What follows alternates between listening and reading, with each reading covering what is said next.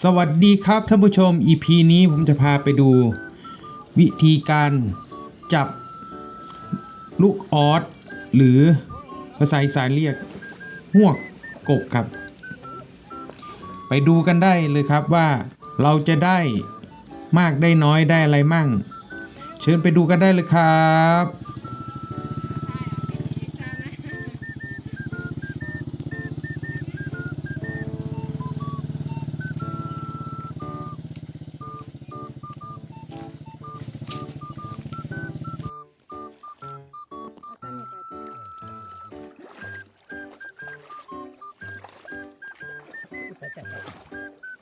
จับหวกครับผม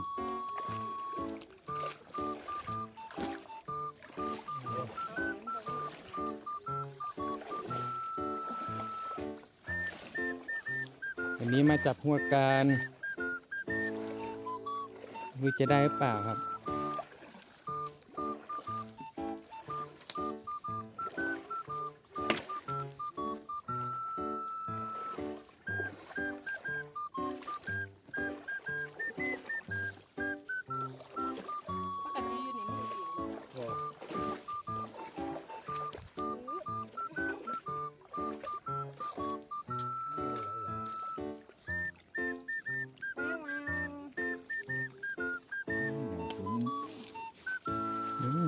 มีครับหวกกบ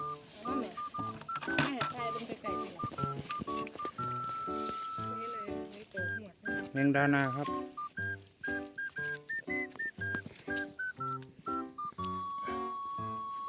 ได้เมียนมาแมงดานาหนึ่งตัว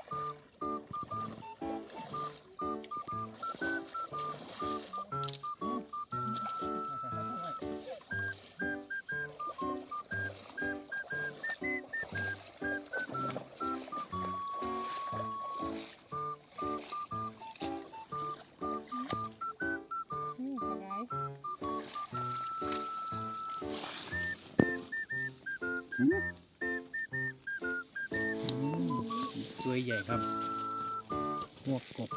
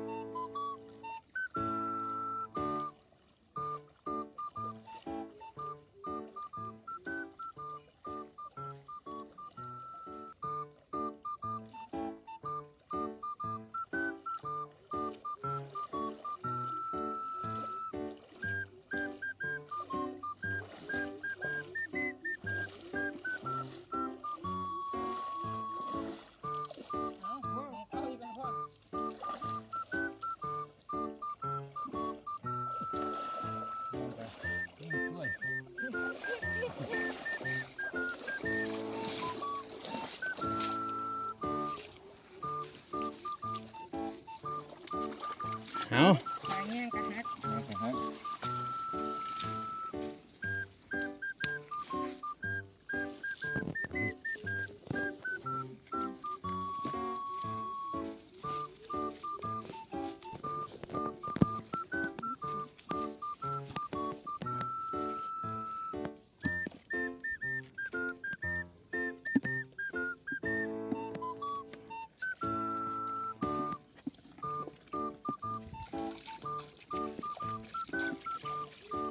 อุ้ย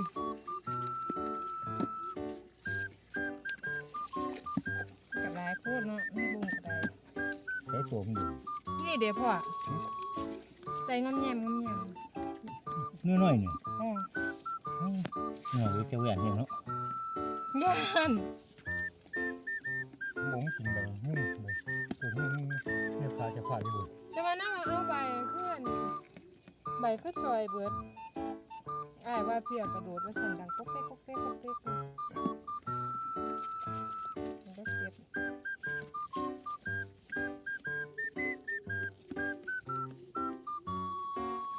ซึ่งบอกมันสวนนี่จังบ่ ไป ย่ายพวกเอาสวนมาตีกันวางสิบ่ บอกสอนมาเอาคลิปนี้ละพ่อ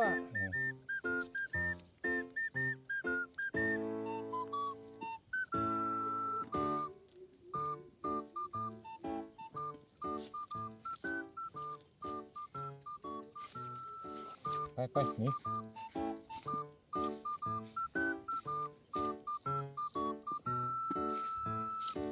แม่งด่าตัวน้อยๆยังไหลเลย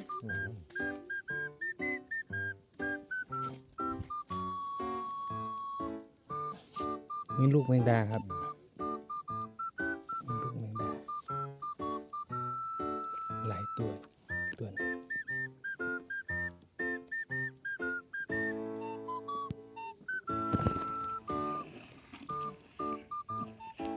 ได้มีหวกได้ประมาณ1 หมกครับกับแมงดานา2 ตัวครับขอบคุณทุกท่านที่รับชมจนจบ ฝากกดไลค์กดแชร์ และกดติดตามเพื่อเป็นกำลังใจให้กับทางช่องด้วยนะครับสำหรับ EP นี้ สวัสดีครับ